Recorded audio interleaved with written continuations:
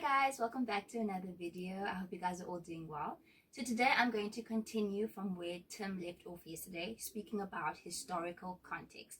And I'm going to use the three types of historical context to look at the passage in the Bible which speaks about Jesus being anointed in Bethany. So we're going to be looking at the social, economic, and cultural context. So the scripture is found in John 12 verse 1 to 7, but there are also other parallels of the story found in Mark 14 verse 3 to 9 and Matthew 26 verse 6 to 13.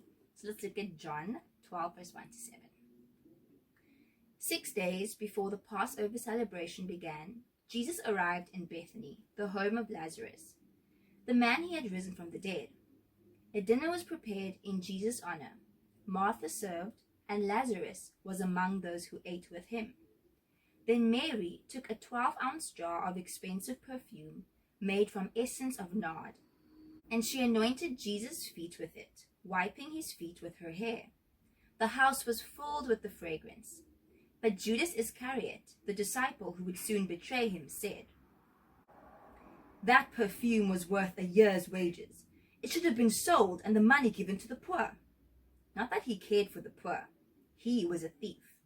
And since he was in charge of the disciples' money, he often stole some for himself.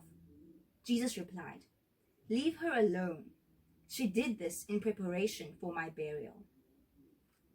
Okay, so now let's look at what the social context of this passage was. And I do have to admit that you might not easily find it in the scripture, so you have to do some research.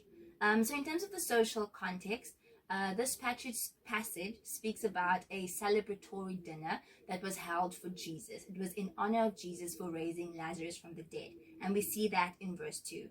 And I believe that it can be assumed that the people who were dining with Jesus were men. And most probably the women were the ones serving. Because I know Martha, the sister of Mary, was serving. So in terms of social context, in those times, women were not really valued. They were part of the members who were part of like the lowest class of society, basically. Also, a woman's witness was not accepted in the legal courts, and Rabbinic Judaism reflected prejudicial devaluing of women. So they weren't really valued.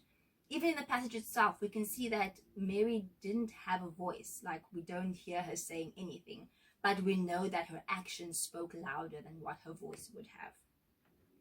Thus, I believe that Mary disturbing the supper with her actions would have caused the men dining with Jesus to kind of look down on her.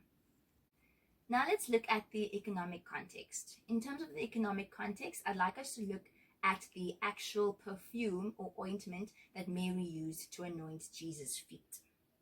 So in verse 3 and 4, we read about how Mary took a 12-ounce jar of expensive ointment or perfume, and she used it to anoint Jesus' feet, so much so that the fragrance of the perfume filled the entire house.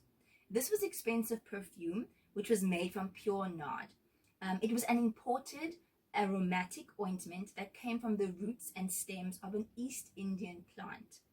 We also know that it was very expensive due to the words that Judas Iscariot utters in verse 4 to 5. This perfume was worth a year's wages. That's quite a lot of money. So what can this tell us about the financial state of Mary? There are many commentaries that speak about how it could be that this perfume was actually a family heirloom rather than belonging to Mary herself. And it could have taken generations to actually acquire this perfume, therefore showing that it's very valuable. Now let's look at the cultural context. And to look at this, we're going to look at verse 3.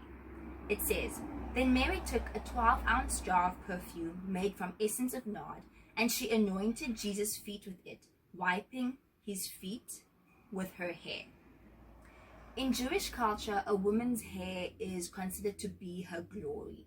So for Mary to take down her hair and use it to wipe Jesus' feet would have been frowned upon by many of the people seated at the dining table with Jesus, because she violated Jewish custom. Also, a woman letting down her hair symbolized that she had loose morals, but this wasn't the kind of person Mary was. She didn't care what people thought about her. She loosened her hair down to wipe the feet of Jesus, no matter what other people would think or say about her. You can imagine what she looked like. Her hair was drenched in perfume, could have even been muddy due to the dust that could have been on Jesus' feet because of all his walking around in the town.